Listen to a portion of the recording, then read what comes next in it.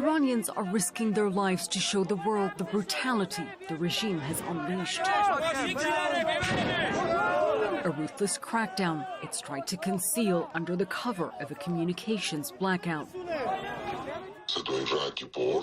There were bursts of automatic fire, screaming, people gathering, protests, the staccato of dushka bursts, people shrieking and slogans in the street.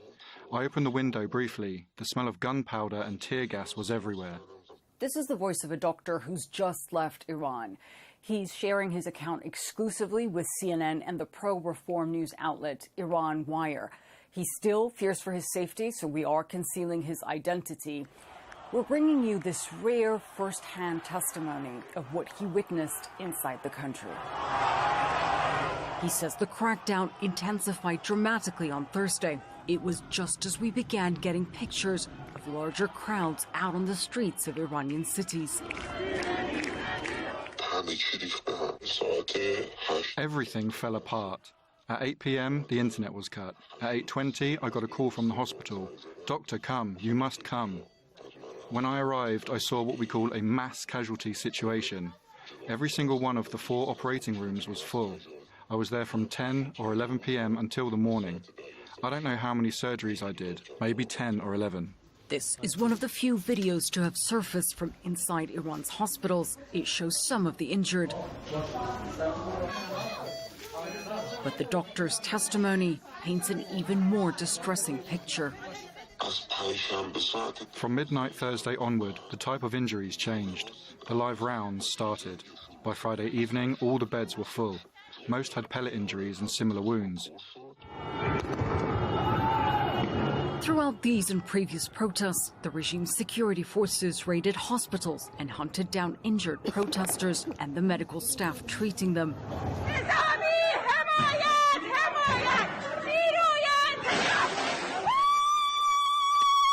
Turning places of healing into scenes of horror. There was so much fear. 3 patients contacted me through intermediaries. I was afraid to answer, wanting to make sure it wasn't security agents trying to trap me. The true scale of the carnage is only just beginning to emerge.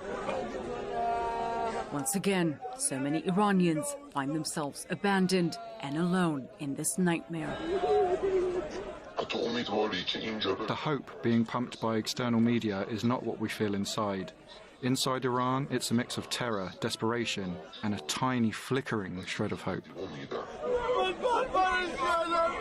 Jumana Karachi, CNN.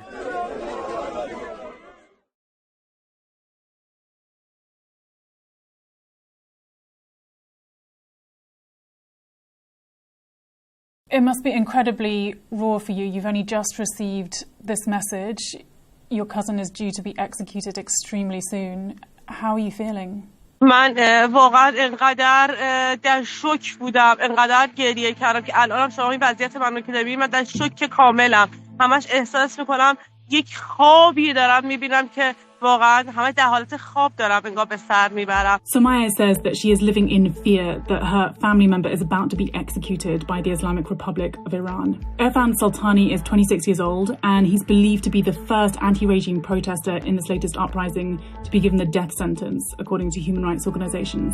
What is it that he's been protesting for? What does he want to see happen in Iran?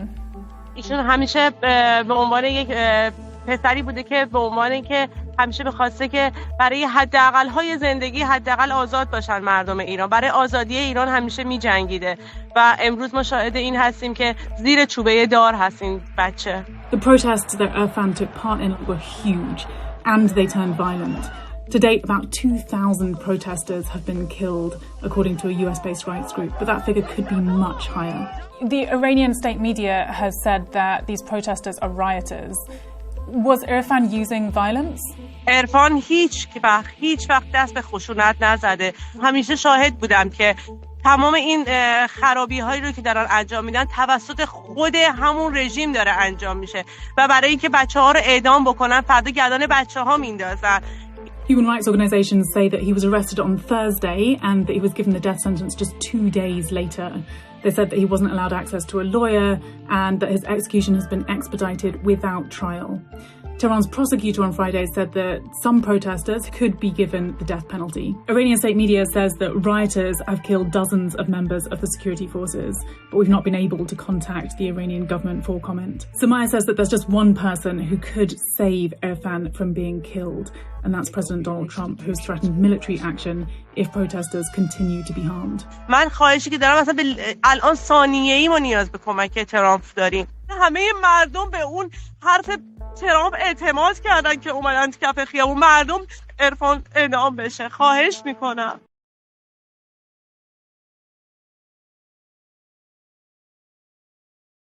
President Trump issues a new warning as Iran continues its crackdown on anti-government protesters. In a Truth Social post, he says the U.S. will issue a 25% tariff on countries that do business with Iran. And that could strain relations between the U.S. and China because China heavily relies on Iranian oil imports. It comes as weeks of nationwide protests have left hundreds dead with communications inside Iran cut off completely. And as the president also floats potential U.S. military action. We've got CNN's Paula Hancock's live in Abu Dhabi. Paula, good morning. And I want to ask about Iranian officials, whether they've issued a response already. Well, Audie, they haven't responded specifically to the tariffs that we have heard of.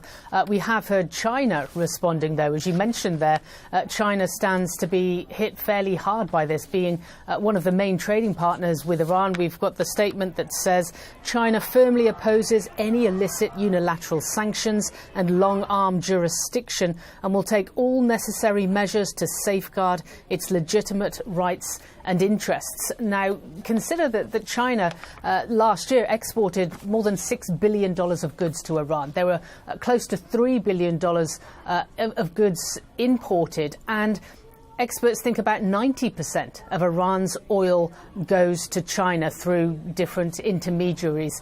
So this potentially would have a significant impact on both China and Iran. It's not clear, though, how quickly this could have an impact on the Iranian regime. The details are fairly thin. We really just have that Truth Social post.